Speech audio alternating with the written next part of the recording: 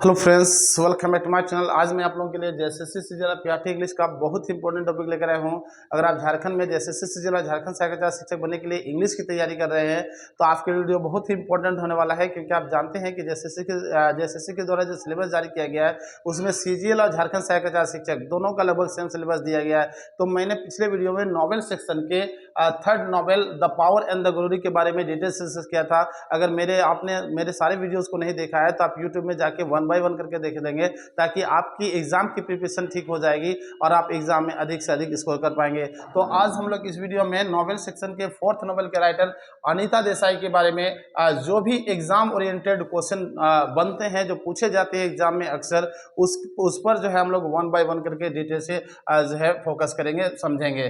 क्योंकि आप जानते हैं कि मैं हर चैप्टर का 2 वीडियो बनाता हूं, एक राइटर के बारे में और दूसरा उसके प्रिस्क्राइब्ड बुक के बारे में। एग्जाम से आपको दोनों से पूछे जाते हैं एग्जाम में, यानी राइटर के बारे में भी ऑब्जेक्टिव क्वेश्चन पूछा जाएगा और आपको उससे प्रिस्क्राइब्ड बुक के बारे में भी क्वेश्चन पूछा जाता है।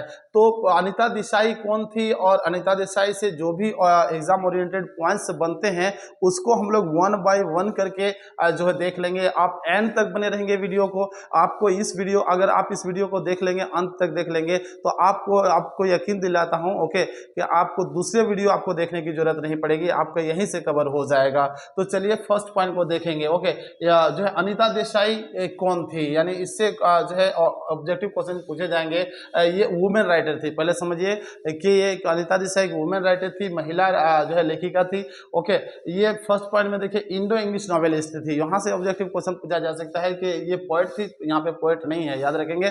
तो ये इंडो इंग्लिश नॉवेलिस्ट थी, फिक्शन राइटर थी, यानी फिक्शन भी लिखती थी। पॉइंट आउट नोट डाउन करते जाएंगे आप अपनी नोटबुक में। उसके बाद नॉन फिक्शन भी लिख लेंगे, नॉन फिक्शन राइटर थी। ओके, शॉर्ट स्टोरी राइटर थी, ड्रामाज भी लिखती थी। ये सारे पॉइंट्स को 1 बाय 1 करके आप पॉइंट आउट कर लेंगे, अपने नोट डाउन कर लेंगे अपने नोटबुक में। सेकंड पॉइंट को देखेंगे। ओके, बोर्न, इनका मतलब अनीता देसाई का जब डेट ऑफ बर्थ क्या है, यानी इनका जन्म कब हुआ। तो 24 जून 1937 में हुआ था। ओके, मसूरी में हुआ था, इंडिया में, और अभी भी वो अलाइव है, अभी भी वो जीवित है। तो इनका एज अभी लगभग है जो है 86-87 ईयर्स है।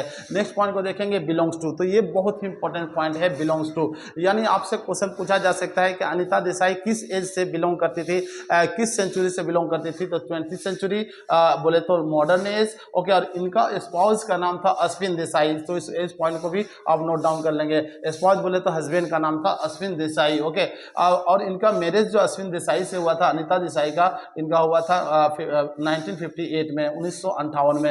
नेक्स्ट पॉइंट को देखेंगे, पेरेंट्स। इनका पेरेंट्स का नाम क्या था।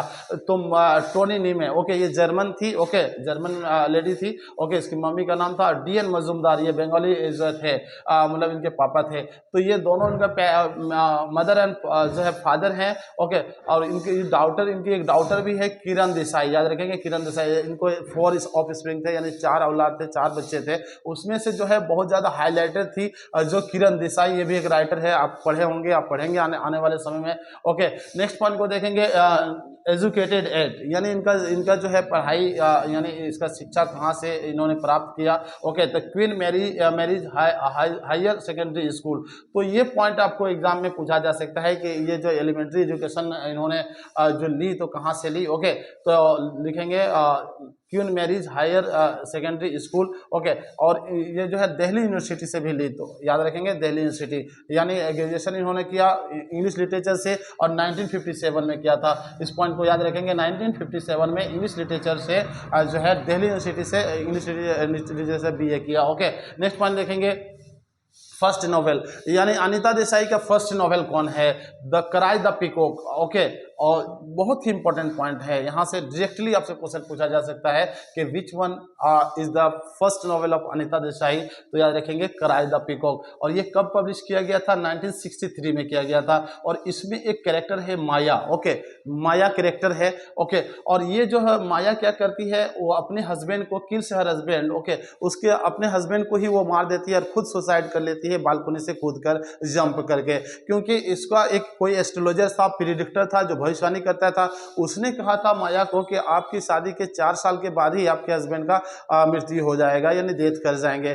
तो इसको बहुत बुरा लगता था, ये बहुत न्यूरेटिक माइंड हो गया इनका, इंसेनिटी हो गई, पागलपन इसमें आ गया, वो सोचती रहती थी बार बार। तो ऐसा तो हुआ नहीं, अपने आप तो डेथ हुआ नहीं, लेकिन इसने ही फ्रस्ट्रेटेड होकर इसने ही उसको अपने हस्बैंड को जो है जान से मार दिया। तो यहाँ से आपसे क्वेश्चन पूछा जा सकता है कि क्राई द पीकॉक का मेन कैरेक्टर कौन है, यानी प्रोटैगनिस्ट कौन है? तो माया है, जो अपने ही हस्बैंड को, उनका हस्बैंड का नाम था गौतम। ओके, और गौतम कौन था? एक एडवोकेट थे, बोले तो एडवोकेट, बोले तो लॉयर, बोले तो वकील थे। तो यहाँ से आपको क्वेश्चन पूछा जा सकता है कि माया क्यों अपने हस्बैंड को मार देती है? तो क्यों? क्योंकि उसका जो है प्रिडिक्ट किया गया था किसी एस्ट्रोलॉजर के द्वारा, भविष्यवाणी करने वाले के द्वारा, कि आपके हस्बैंड का जो डेथ हो जाएगा, यानी आपकी शादी के 4 साल के बाद ही जो मृत्यु हो जाएगी। तो इसलिए उन्होंने मार दिया था फ्रस्ट्रेटेड होके। और उसके हस्बैंड का नाम क्या था? गौतमा था। और वो क्या करते थे? तो एडवोकेट थे, लॉयर थे, यानी वकील थे। नेक्स्ट पॉइंट को देखेंगे, रोट। इन्होंने कितने सारे नॉवेल्स लिखी? तो 10 नॉवेल्स, पॉइंट आउट कर लेंगे, इसको नोट डाउन कर लेंगे। मैनी शॉर्ट स्टोरीज, और बहुत सारे शॉर्ट स्टोरीज इन्होंने लिखा। ओके, ड्रामाज भी लिखी, नॉन फिक्शन राइटर जो है, नॉन फिक्शन भी लिखा इन्होंने। नेक्स्ट पॉइंट को देखेंगे, मोस्ट ऑटोबायोग्राफिकल नॉवल। इसमें जो है अनीता देसाई ने बहुत सारे जो नॉवेल्स लिखे, 10 नॉवेल्स में, उनमें से सबसे ज़्यादा ऑटोबायोग्राफिकल कौन सा नॉवेल है? ऑटोबायोग्राफी पहले समझते हैं। ऑटोबायोग्राफी, ऑटो मीन्स सेल्फ, और बायो मीन्स लाइफ, और ग्राफी मीन्स लिखना।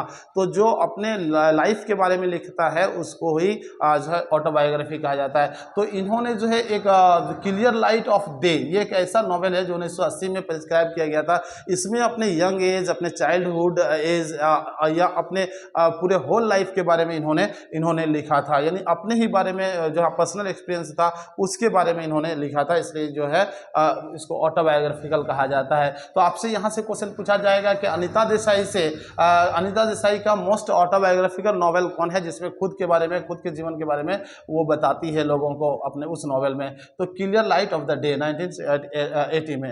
नेक्स्ट पॉइंट को देखेंगे, नोन एज। ये किस तरह से जानी जाती है? The mother of psychological novel. याद रखेंगे, साइकोलॉजिकल नॉवेल हम लोग बात कर रहे थे, माया साइकोलॉजिकल इफेक्ट था उसमें, तब ना उन्होंने वो अपने हस्बैंड को ही मार दिया था, न्यूरोटिक माइंड हो गया था।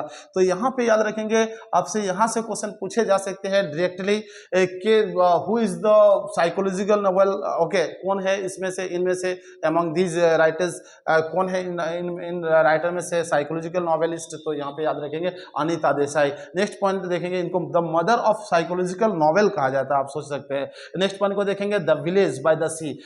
ये है, ये इनका नॉवेल है, the village by the sea is a children's book, sorry एक चिल्ड्रेंस बुक है। और इसमें लीला एंड हरी, ये दोनों मेन जो है प्रोटैगनिस्ट होते हैं, यानी हीरो एंड हीरोइन होते हैं। तो यहाँ से आपको क्वेश्चन पूछा जा सकता है कि द विलेज बाय द सी कब पब्लिश किया गया था? तो 1982 में। और ये क्या है, किस तरह का जो है वर्क है इसका? तो चिल्ड्रेंस बुक है। और इसका जो मेन जो प्रोटैगनिस्ट है, हीरो हीरोइन है, कौन है, मेन कैरेक्टर कौन है? तो लीला एंड हरी।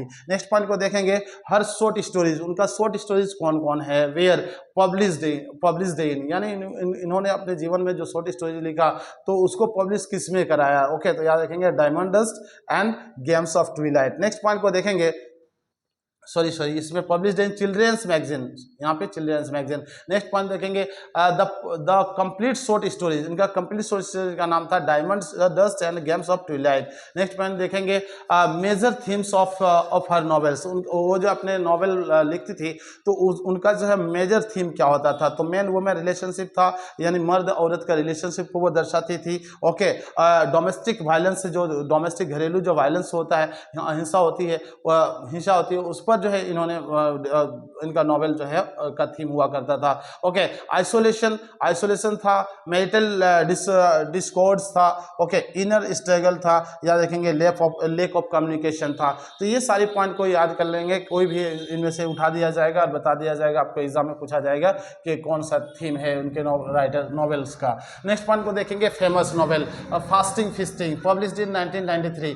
तो ये बहुत इंपॉर्टेंट पॉइंट है आपके लिए, क्योंकि आप जो अनीता देसाई का जो प्रिस्क्राइब्ड बुक है, आपको जो एग्जाम में जो एग्जाम पूछे जाते हैं, एकदम स्पेशली पूछे जाएंगे एग्जाम में, तो यही आपको नॉवेल दिया गया है आपके आपके सिलेबस में, फास्टिंग फिस्टिंग, जो पब्लिश किया गया था 1999 में, 1990 में। तो ये फेमस नॉवेल है, इसलिए आपके प्रिस्क्राइब किया गया आपके सिलेबस में। नेक्स्ट पॉइंट को देखेंगे, the peacock garden, cat on a house boat and the village by the sea are the collection of short stories for children। तो ये याद रखेंगे, तीन जो है यहाँ पे थ्री वर्क है।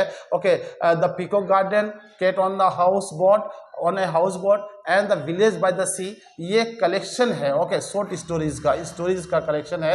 ओके, और ये किसके लिए लिखते थे? चिल्ड्रेन के लिए लिखते थे, याद रखेंगे, बच्चों के लिए लिखते थे। नेक्स्ट पॉइंट देखेंगे, हर नॉवेल, उनका जो नॉवेल था। Okay, her novel, the zigzag, ये जो नॉवेल है 2004 में अभी लेटेस्ट में जो है किया गया है, इसको पब्लिश किया गया था, है ना। सेट इन, वो किस में सेट है, सेटिंग जो है कौन सा सेंचुरी में है? 20th century Mexico. तो ये बहुत इंपॉर्टेंट पॉइंट है, आप इसको याद रखेंगे, आपसे क्वेश्चन डायरेक्टली पूछे जा सकते हैं कि जिगजैग जो है 2004 में जो पब्लिश किया गया था, ये किस सेंचुरी को में सेट है? तो याद रखेंगे 20th सेंचुरी मैक्सिको।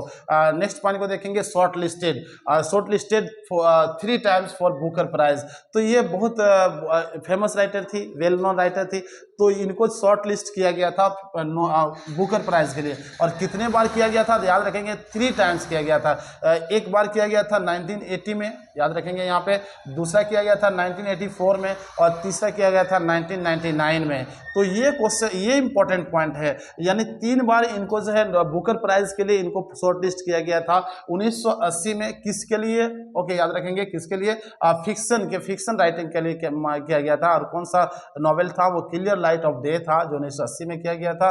ओके, इनको बुकर प्राइज शॉर्टलिस्ट किया गया था बुकर प्राइज के लिए। ओके, और इन कस्टडी जो एक नॉवेल है, इसके लिए जो 1984 में इनको जो है शॉर्टलिस्ट किया गया था बुकर प्राइज के लिए। और फास्टिंग फिस्टिंग जो